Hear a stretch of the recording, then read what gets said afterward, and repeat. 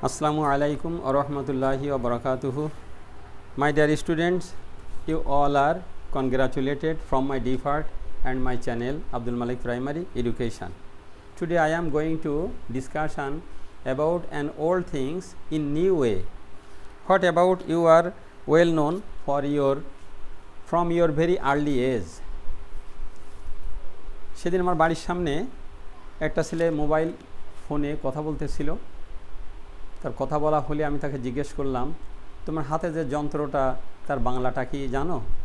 ও যে হ্যাঁ, জানবো না কেন, এটা একটা মুঠোফোন। আমি আর কিছু? তো হ্যান্ডফোন। আর কিছু? পকেটে রাখি এই ফোন। এটা না জানি কি, সবাই জানে। তখন আমি বললাম যে না, এটা কোনোটাই ঠিক হয়নি। এর বাংলা মিনিংটা, মোবাইল এর বাংলা মিনিং এগুলোর একটাও হয়নি। তাহলে আপনি বলেন। ছেলেটা যদি ভদ্র আর তারপর আমাকে চেনে, তাই খুব ভদ্রর সাথে বলল। আমি বললাম তাহলে আমার সাথে আসো।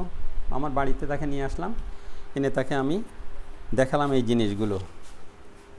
সে খুব খেয়াল করে দেখল।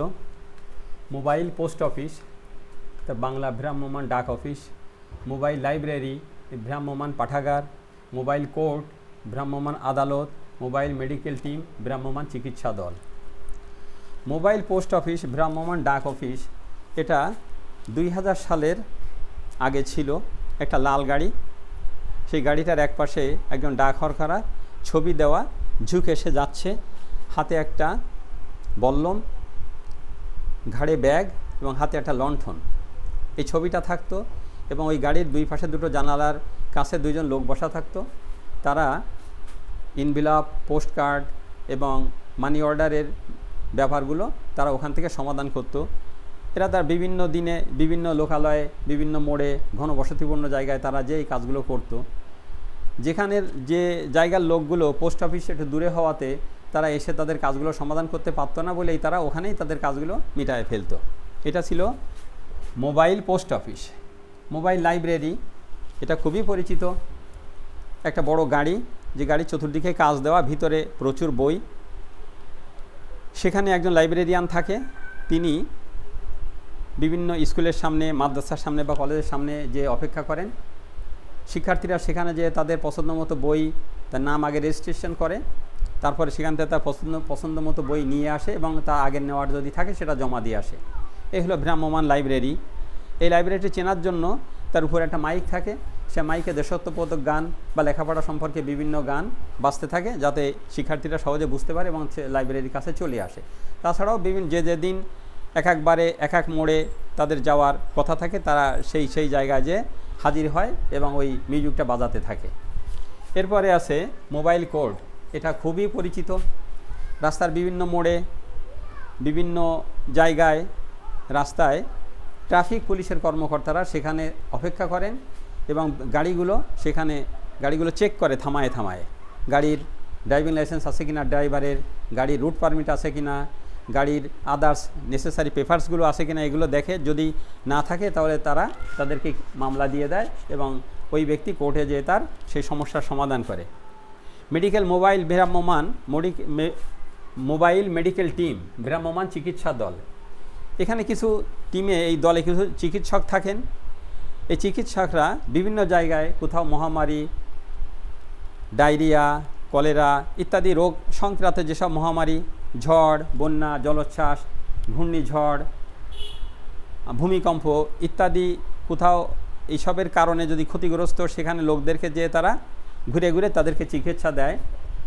আরও কারো জরুরি চিকিৎসার ব্যবস্থা থাকলে তারা সেখানে সঠিক জায়গায় তাদেরকে প্রেরণ করে। এরপরে থাকে ভ্রাম্যমাণ এই যে আদালত, মোবাইল কোর্ট। এখানে যে সদস্যরা থাকে তারা শুধু রাস্তায় না, ট্রেনে যারা উইদাউট টিকিটে যারা ট্রেনে চড়ে তাদেরকেও টিকিট না পেলে তাদেরকে ধরে কেস দিয়ে দেয় বা মামলা দিয়ে দেয়। তারপরে অন্য অন্য জায়গায় কোনো রাস্তায় যদি কোনো অবৈধ কোনো ঘটনা হতে থাকে তাদেরকেও সেখানে ধরে তাদেরকে মামলা দেয় এবং জেল হাজতে প্রেরণ করে। এই হলো মোবাইল কোর্টের কাজ। আরেকটা আছে ইদানিং আমাদের খুবই পরিচিত, সেটা হলো আব্দুল জব্বার মণ্ডল নামে একজন বিশেষ ভদ্রলোক, বাংলাদেশের খুবই সুপরিচিত। ইনি একজন সুদর্শন, সুঠামদেহী, হাস্যজ্জ্বল, সদালাপী, কিন্তু খুব গম্ভীর। এই লোকটা হলেন ভ্রাম্যমাণ ভোক্তা অধিকার সংরক্ষণ টিমের একজন কর্মকর্তা, যিনি বিভিন্ন শপিং মল, দোকান, তারপরে হোটেল, রেস্টুরেন্ট এসব জায়গায় যে তদন্ত করেন। সেখানে যে জিনিসগুলো যেভাবে থাকার কথা, যেমন খাবারের যদি কোনো মান ঠিক না থাকে, জিনিসের দাম একরকম বিক্রি করে আর এক রকম, এই জিনিসগুলো ধরে ধরে তাদের নামে মামলা দিয়ে দেয় এবং এটা প্রচুর হচ্ছে। এখানে কিছু লোক আছে অসাধু ব্যবসায়ীরা, তারা মানুষের কাছ থেকে তারা অতিরিক্ত মূল্য নেয়। আবার কিছু লোক আছে তারা গুদামজাত করে বাইরে ক্রাইসিস তৈরি করে ইত্যাদি। এই জিনিসগুলো ধরে ধরে তাদেরকে বিভিন্ন মামলা দিয়ে থাকে বা কেস দিয়ে থাকে। এটা বলার পরে সেই শিক্ষার্থী, যাকে আমি রাস্তা থেকে ডেকে আনলাম, সে বুঝলো এবং বলল যে হ্যাঁ, আমি শুনে খুব খুশি হলাম, এই জিনিস আমার জানা ছিল না যে মোবাইল মানে কি। তাহলে আপনারাও সবাই জানতে পারলেন যে মোবাইল মানে কি।